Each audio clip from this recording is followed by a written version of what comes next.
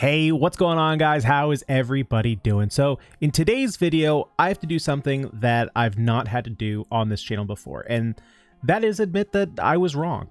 But I don't feel bad about that. I know there's this whole culture on the internet that, you know, if you're wrong, you're a liar and you intentionally tried to mislead people with false information. But that's not the case. That's not what I was trying to do. We're humans. We're bound to get things wrong occasionally. And I think that as people, and especially for people who are, you know, content creators, it's very important that we recognize when we get something wrong and that, you know, we eventually learn something new and eventually better it ourselves, because that's all that learning something new is. You have to be wrong at first in order to learn something new. Nobody knows everything. I guarantee you that. So what I'm referring to is the video I put out about a week ago talking about healers and their viability as a primary or sub tier healer. And in that video, I said that Bennett was a second tier healer and couldn't hold his own, and boy was I wrong. So let's take a jump into the game and see just how wrong I was. So first things first, I have my team almost dead, and we're just gonna see what his burst can do within, you know, the 12 seconds that we have access to before we go and talk about any details. So let's go ahead, let's hit his burst. He's gonna heal himself up, and we can see that this heals incredibly quickly. Okay, we hit that 70% mark. We're going to switch over to Chongyun. We hit that 70% mark, switch over to Xingqiu. He's going to heal up, and then... Okay, so we almost got a full party heal. I think we could have gotten Zhongling healed a little bit more if I was a little bit quicker, but hitting that 70% mark, you know, you got to know like exactly where that is if you want to be super optimal, which granted is kind of hard to do. So we can see there, Bennett on his own can heal a team exquisitely. He is by no means a sub-tier healer. The thing that was really holding me back in terms of calling him a primary healer is the fact that he lacks the ability to heal party members that are not on the field. In my eyes, that was a really big downside, considering, like we see here, we have Zhongling almost dead. If I were to use Bennett's burst, then switch over to Zhongling, if she gets a hit, especially if we're in like high tier abyss or something like that, she could just die because she can't be healed while Bennett's on the field. So that was the main reason that I wasn't super crazy about having Bennett as a main healer. But as you can see, his heals are incredibly quick. So as long as you're good at dodging or you're not right in the middle of a fight, when you switch over to your almost dead hero, his heals will be very, very consistent and very powerful and will heal your fallen comrades. So now that we've seen what his heals can do, let's talk a little bit about why people are saying that Bennett is the best support in the game. And I think once you break it down, there really isn't a comparison that he is the best support in the game.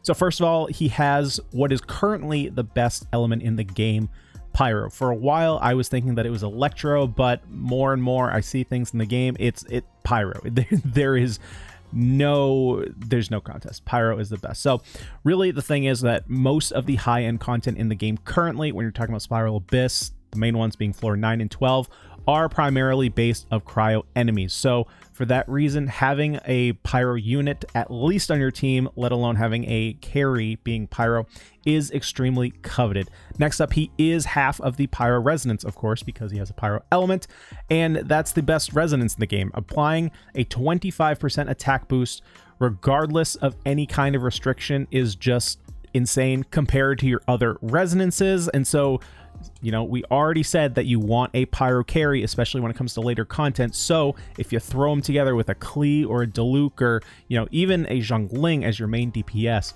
you're already halfway there. On top of that, his skill is the most spammable in the game. It normally has a 5-second cooldown. Once you get him up to his first ascension, it's going to get reduced by 20%, bringing it down to a 4-second cooldown.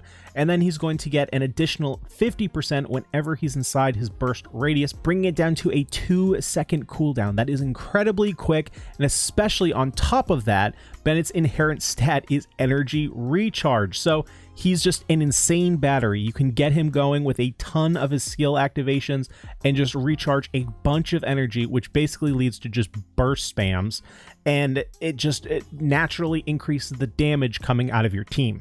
Now, if that wasn't enough, let's take a look at his burst and how it's potentially the biggest buff in the game.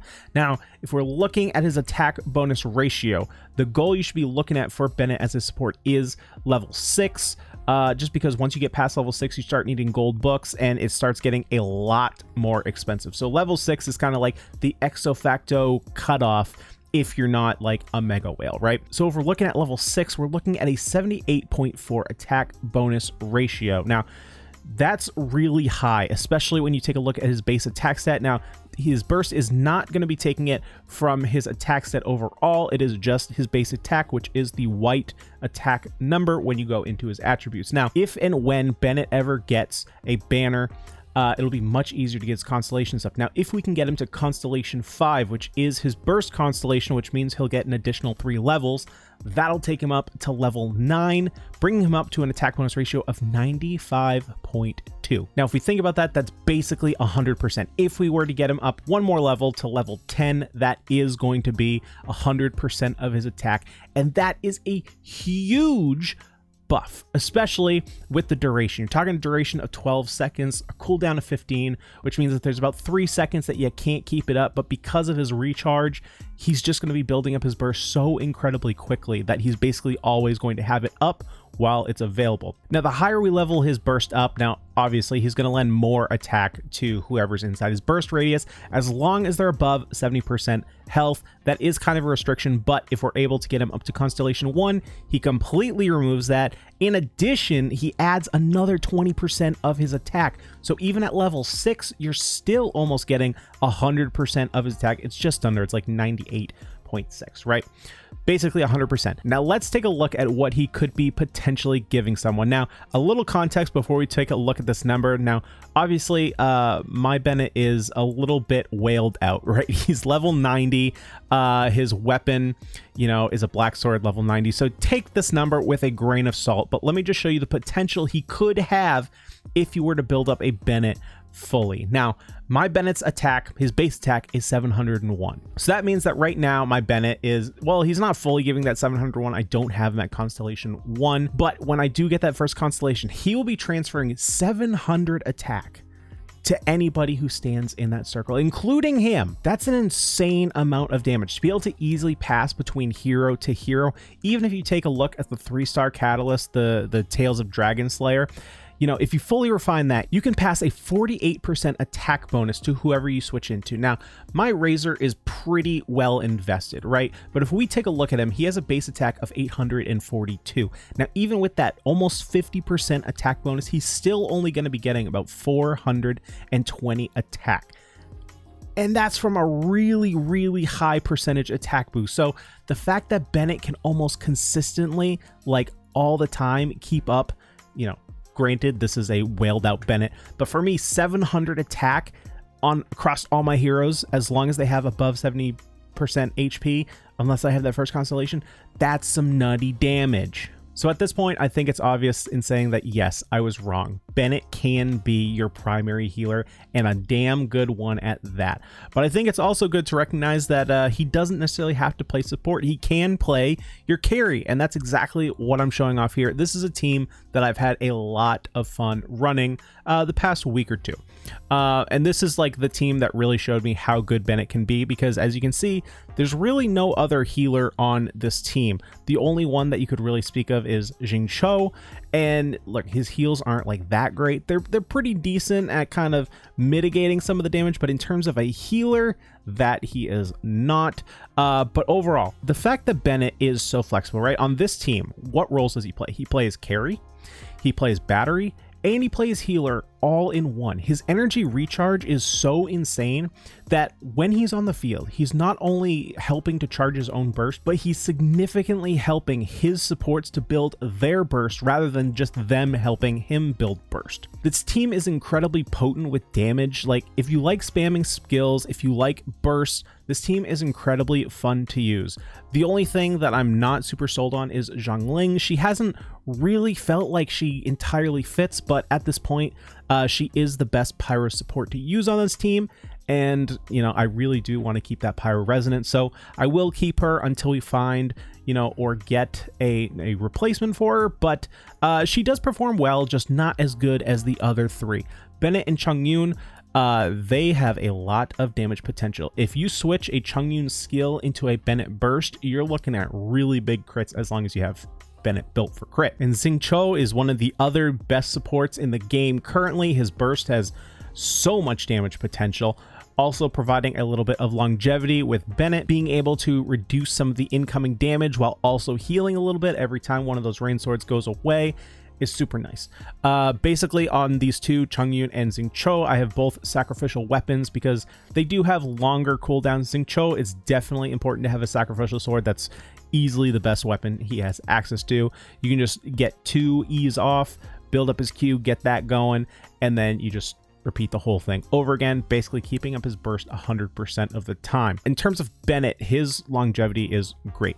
Currently, I'm using the black sword on him. I do think it's one of the most easily accessible best swords in the game. So obviously, I do think the 5-star swords are a little bit better, but in terms of accessibility, black sword is the best sword you can throw on your carry. The fact that it has crit rate right built into it is super nice, but also the fact that you add a little bit of heals, it means that Bennett has a little bit easier time staying above that 70% if you don't have Constellation 1. So he's always getting that bonus, is really, really nice. But if you're using him as a support, going back to him being a support, I think that the most important weapons that you can put on him are energy recharge weapons. So prioritize your higher star energy recharge weapons. If you're looking at 4-star weapons in between Sacrificial Sword and Favonius Sword, highly recommend Favonius Sword. His cooldown is already so short on his skill that you're basically going to be negligible if you have Sac Sword on him. So move that to a different hero. Favonius Sword will be very good because it will help you build up that burst even faster. And that is the name of the game with Bennett. Keep his burst up as much as you can.